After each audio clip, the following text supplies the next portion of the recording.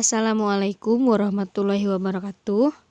Saya Sugi Rizky, perwakilan dari kelompok 4, akan mempresentasikan hasil praktikum kami, yaitu tentang efek obat diuretik.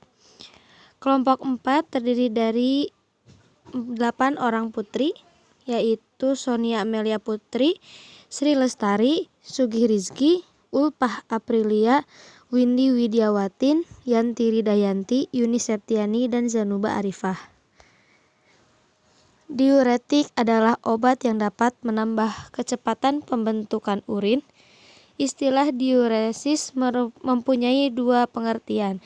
Pertama, menunjukkan adanya penambahan volume urin yang diproduksi, dan yang kedua menunjukkan jumlah pengeluaran atau kehilangan zat-zat terlarut dalam air.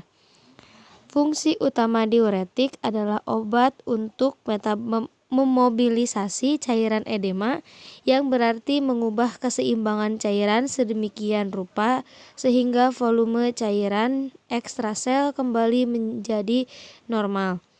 Menurut Departemen Farmakologi dan Terapeutik tahun 2007. Sebagian besar diuretika bekerja pada segmen anatomis tunggal dari nefron ginjal, karena segmen ini punya fungsi-fungsi transport yang khusus. Kerja dari setiap diuretik paling dapat dimengerti dan baik dalam hubungan antar titik tangkap kerjanya pada nefron dan fisiologi normal dari segmen tersebut.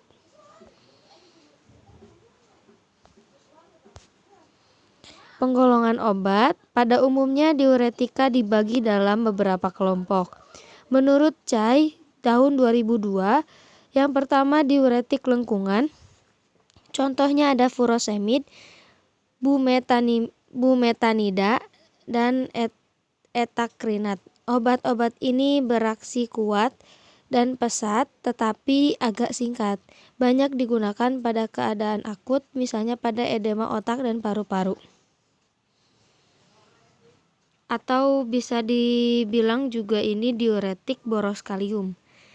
Yang kedua ada diuretik tiazid, yang termasuk golongan obatnya yaitu HCT, chlorthalidone, mefrusida, indapamida. Efeknya lebih lemah dan lambat, juga lebih lama dan terutama digunakan pada terapi pemeliharaan hipertensi dan kelemahan jantung. Yang ketiga diuretik penghemat kalium, yang tadi boros kalium, yang sekarang penghemat kalium, yaitu antagonis aldosteron, spironolakton, amirolida, dan triamteran. Efek obat-obat ini hanya lemah dan khusus digunakan terkombinasi dengan diuretik lainnya, guna untuk menghemat ekskresi kalium. Yang keempat, diuretik osmotik, yaitu mannitol dan sorbitol. Obat-obat ini hanya direabsorpsi sedikit oleh tubuh, sehingga reabsorpsi air juga terbatas. Efeknya adalah diuresis osmotis dengan ekskresi air tinggi dan relatif sedikit ekskresi natrium. Lalu yang kelima, penghambat anhidrasi karbonat, yaitu asetazolamid. Zat ini merintangi enzim karbonhidrase di tubuli proksimal sehingga samping karbonat, juga natrium dan kalium diekskresi lebih banyak bersama dengan air. Alat bahan yang digunakan yaitu ada alat gelas kimia, kandang fisiologi, labu ukur 10 mili, spuit injeksi 5 mili, stopwatch, sonde, dan pipet tetes. Bahan yang digunakan furosemid, spironolakton, hidroklortiazid, dan natrium CMC. Prosedur kerja. Hewan percobaan yang digunakan adalah marmut sebanyak 7 ekor. Hewan percobaan dikelompokkan menjadi 4 kelompok, dan masing-masing kelompok terdiri dari 2 ekor. Setiap kelompok dipisahkan dalam kandang yang berbeda. Ditimbang berat badan dan dari tiap marmut itu yang diaklimatasi lalu dicatat. Kemudian masing-masing kelompok diberikan perlakuan di mana Kelompok 1 adalah kontrol, yaitu hanya diberikan natrium CMC sebanyak 1%. Kelompok 2 diberikan suspensi HCT. Kelompok 3 diberikan suspensi spironolakton. Kelompok 4 diberikan suspensi furosemid. Pemberian dilakukan secara oral dengan volume pemberian 3 dalam 400 gram berat badan marmut. Marmut kemudian ditempatkan dalam kandang khusus yang memiliki penampungan urin. Urin marmut ditampung selama 2 jam dengan pencatatan volume urin yang dilakukan tiap 30 menit.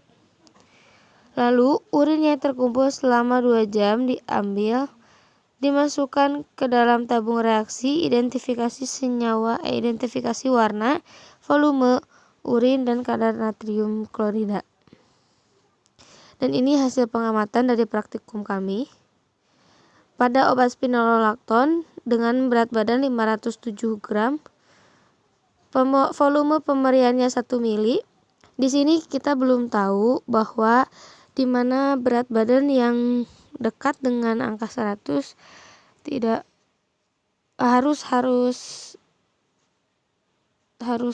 diganti menjadi 1 mili, dan apabila berat marmutnya lebih dari 400, volume pemberiannya 5 mili. Volume urin yang terjadi dalam 30 menit yaitu hanya 2 mili dengan kadar natrium kloridanya 342,2% dan warnanya kuning cerah. Pada obat spironolakton kedua dengan berat badan 425, volume pemberiannya 0,83 mili. Hasil volume urinnya yaitu 6,5 mili pada menit 30 dengan kadar natrium kloridanya 1711,15% dengan warna kuning keruh. Yang ketiga ada furosemid dengan berat badan marmut 337 dengan volume pemberian 1 mili, tidak terjadi penghasilan urin. Lalu dengan furosemid dengan berat badan 498 dengan volume pemberian 1,4 mili, lalu diperoleh hasil di mana dengan kadar 342,23% kadar NaCl dengan warna bening. Yang ke-5, hidroklortiazid dengan berat badan 131 gram dengan volume pemberiannya 1,4 dalam waktu 30 detik mengeluarkan 1 mili air seni dengan kadar NaCl yaitu 342,23, warnanya bening. Yang ke-6, hidroklortiazid dengan berat 195 yang dengan volume pemberian 2,4 mili dan hasil yang terjadi adalah dari 60 hanya mengeluarkan 1 mili dengan kadar NaCl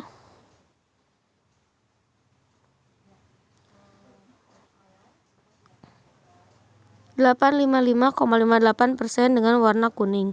Yang terakhir, kelompok kontrol yaitu hanya diberikan natrium CMC dengan berat 122 gram atau volume pemberiannya 5 mili menghasilkan urin di waktu 60 menit dengan kadar NaCl 427,8 natrium. Spironolakton dengan berat marmut 507 gram. NaCl yang digunakan yaitu 342,2 dan spironolakton untuk berat 425 gram yaitu 1711 gram. Furosemid yang digunakan untuk berat badan 498 gram yaitu 342,23. Hidroklortiazid dengan berat 131 gram yaitu digunakan 342,23 gram atau bisa dibulatkan menjadi 340. Hidroklortiazid dengan berat 131 gram yaitu 855,58 bisa dibulatkan menjadi 856. NaCMC untuk pembuatan suspensinya atau untuk kontrol digunakan 427 mg. Dokumentasi ini adalah penampakan saat praktikum yang pertama pada furosemid dengan berat badan 498 dan spironolakton yang kedua, yang ketiga spironolakton dengan berat 425, yang keempat di bawah yaitu setelah ditetesi AgNO3. Sekian presentasi dari praktikum kami, mohon maaf apabila ada kekurangan. Wassalamualaikum warahmatullahi wabarakatuh.